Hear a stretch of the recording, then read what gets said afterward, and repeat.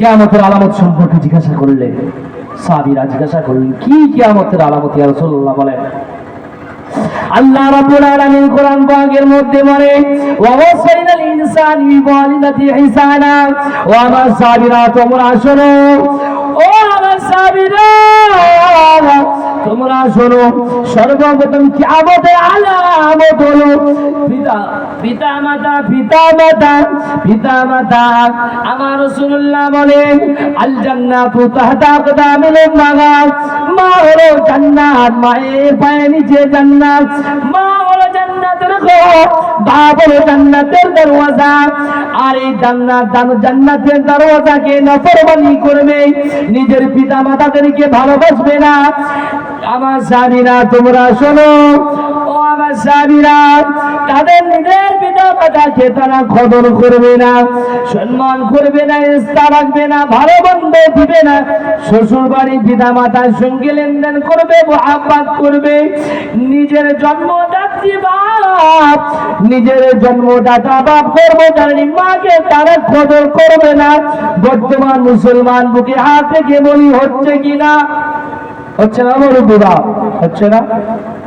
নিজের মা বাপ বড় ঝামেলা, হ্যাঁ বড় কষ্ট।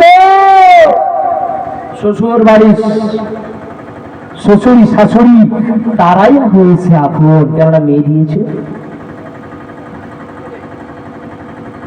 মুসলমানের ঘরে ছেলেমেয়েরা, নওজোয়ান তরুণেরা, ও আমার আল্লাহ পাকের বান্দারা, তোমাদের দুটো পায়ে হাত রেখে বলি, আমি নাদান মূর্খ। মিলাদুন নবীতে চলে আসি, তাফসীরুল কুরআনেতে চলে আসি। কিয়ামতের আলামত সম্পর্কে আজকের কথা। সাহাবীরা জিজ্ঞাসা করেন, ইয়া রাসূলুল্লাহ, ইয়া হাবিবাল্লাহ, বুঝলাম পিতা মাতাকে নফরমানি করবে, ইয়া রাসূলুল্লাহ কি আলামত রয়েছে? নবী আমার দিন দুনিয়ার বাদশা হাবিবুল্লাহ জনাবে মুহাম্মদ রাসূলুল্লাহ সাল্লাল্লাহু আলাইহি সাল্লাম বলে, সাহাবীরা তোমরা শোনো, বড়দেরকে ইজ্জত করবে না, ছোটদেরকে সম্মান করবে না। বর্তমানে দেখেন হাক্কানি আলেম, পড়াশোনা করনে ওয়ালা আলেমদেরকে সম্মান কদর দেয় না। জুব্বাওয়ালা দাড়িওয়ালা টুপিদেরকে বুজুর্গ মনে করে। কিতাবের মধ্যে হচ্ছে তালিমুল ইসলাম, মাওলানা ক্লাসের প্রথম তালিম ইসলামের খণ্ডের মধ্যে রাসূল সাল্লাল্লাহু আলাইহি ওয়াসাল্লাম লিখেছেন, আলেম হাক্কানি আলেমদেরকে সম্মান করবে না, বুজুর্গ মুরব্বিদেরকে কদর করবে না। সাহাবারা জিজ্ঞাসা করেন, ইয়া রাসূলুল্লাহ, ইয়া হাবিবাল্লাহ, হুজুর বুঝলাম আর কি আলামত?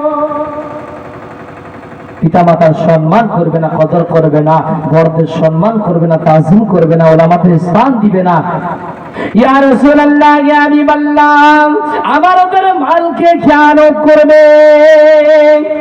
হাক্কানি আলেম থাকবে, মাদ্রাসায় মসজিদের কমিটি হবে না, তাদের সুযোগ দেবে না। হাক্কানি হাফেজ আলেমদেরকে মসজিদের কমিটি বানাবে না। রাসূলুল্লাহ সাল্লাল্লাহু আলাইহি ওয়াসাল্লাম বলেন, মুরব্বিরা শোনেন, এই সমস্ত আলামতগুলো হচ্ছে কিনা? বড় দুঃখের সঙ্গে বলছি, আমাদের মতিলালে নওজোয়ান কমিটি রয়েছে, আলহামদুলিল্লাহ, তারা সুন্দর পরিচালনা করছে, সুন্দরভাবে চালাচ্ছে। আমরা সহযোগিতা করবো, ইসলামের যারা আওলামা রয়েছে। রাসূলুল্লাহ সাল্লাল্লাহু আলাইহি ওয়াসাল্লাম বলেন, শুধু তাই নয়,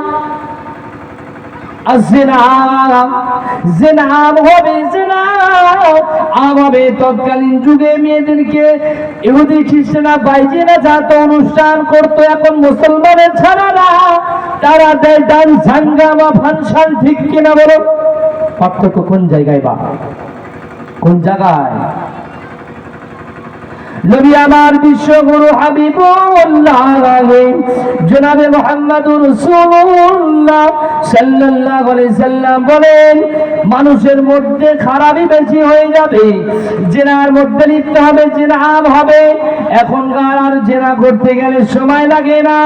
এখন আমাদের জন্য ইহুদিরা একটা প্ল্যান করেছে, সেটি হবে অ্যান্ড্রয়েড। এটা আমার আপনার জন্য জিনা। কত গুনাহ করছি রাতের অন্ধকারে, দিনের দিবালা, জিনাম হয়ে যাবে। বলুন, জিনাম হয়ে যায়নি? সাহাবীরা জিজ্ঞাসা করেন, ইয়া রাসূলুল্লাহ, ইয়া হাবিবাল্লাহ, হুজুর, ইয়া রাসূলুল্লাহ, ইয়া হাবিবাল্লাহ, আর কি আলামত রয়েছে?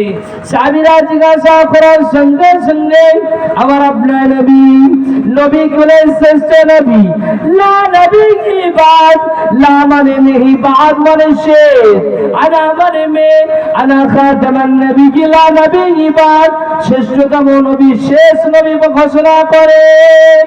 সাহাবাদেরকে বললেন, কি বললেন? আল-গীবাতু আশাদ্দু মিনাল জিনা। মানুষ গীবত করবে, আর এই গীবতটা জিনা থেকেও বড় গুনাহ। জোরে বলুন, জোরে বলুন তাআলা। গীবত করবে, পরচর্চা করবে, গীবত করবে। ও মুমিন মুসলমান, কবে জাগ্রত হব? কবে?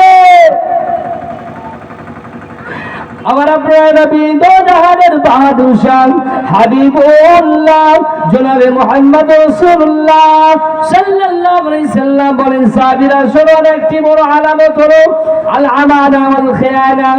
আমানতের মালকে খেয়ানত করবে। মুসলমানের বলেন, ছেলেমেয়েরা, নওজোয়ান তরুণেরা পারা শুনে রাখে,